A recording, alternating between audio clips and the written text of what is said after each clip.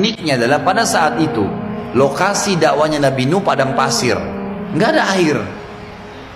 Dibuatlah kapal, maka setiap kali disusun kapal-kapal papan-papan kayu, kaumnya yang kufur ini lewat ketawain Nabi Nuh. Nuh, kamu bawa kemana kapalmu? Kamu pakai kemana, ini padang pasir? Mau didorong, nggak ada lautan, nggak ada sungai di situ, jauh sekali padang pasir. Kalaupun ini mau diseret kemana sebesar ini? Mereka olok-olok, Nabi Nuh tetap diam aja, tetap bekerja sama orang-orang beriman sampai kapalnya jadi. Setelah kapalnya jadi, tahu apa yang dilakukan oleh orang-orang kafir itu? Mereka sepakat semua menghina Nabi Nuh alaihissalam. Dengan niat begitu, mereka buang air besar, buang air kecil di kapal Nabi Nuh. Semua datang, setiap mau buang air besar di kapal Nabi Nuh, buang air kecil, sampai kapal Nabi Nuh penuh dengan kotoran, gitu kan? Apa yang terjadi? Lihat, kalau sudah campur tangan ilah, Tuhan lain, semua manusia bisa mengatur tipu daya, bisa memanipulasi data, bisa mendolimi orang lain, bisa menunjukkan kesombongan, tapi tetap ujungnya akan ada campur ilah. Gak ada orang sombong akhirnya gak dihukum sama Allah, gak ada.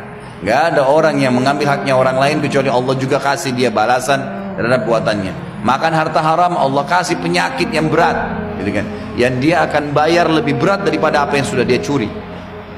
Allah subhanahu wa ta'ala pada saat itu memberikan penyakit kulit yang subhanallah hanya kena orang-orang kafir saja. Orang beriman gak kena.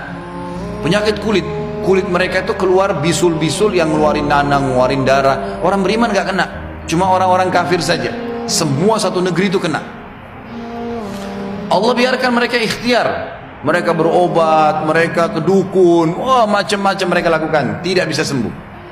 Dan ini bayi pun baru lahir langsung kena penyakit itu, semua. Tapi orang beriman enggak. Tahu bagaimana campur tangan ilah, Bapak Ibu sekalian?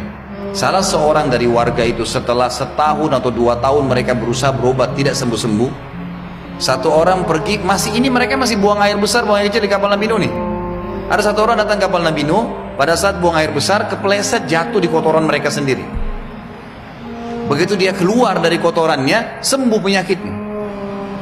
Nggak ada penyakit kulitnya lagi, sembuh semua. Waktu dia pulang kulitnya bersih. Dia pulang, kaumnya bilang, kau berobat di mana? Saya nggak kemana-mana, tadi kepleset di kotoran kita. Apa yang terjadi? Satu negeri datang ke kapal Nabi Nuh, cemplungin dirinya mereka. Sampai kata para ulama menjabarkan kisah Nabi Nuh alaihissalam ini, sampai sisa sedikit pun kotoran mereka, itu mereka cuil, gosok, sampai kapal Nabi Nuh bersih kembali.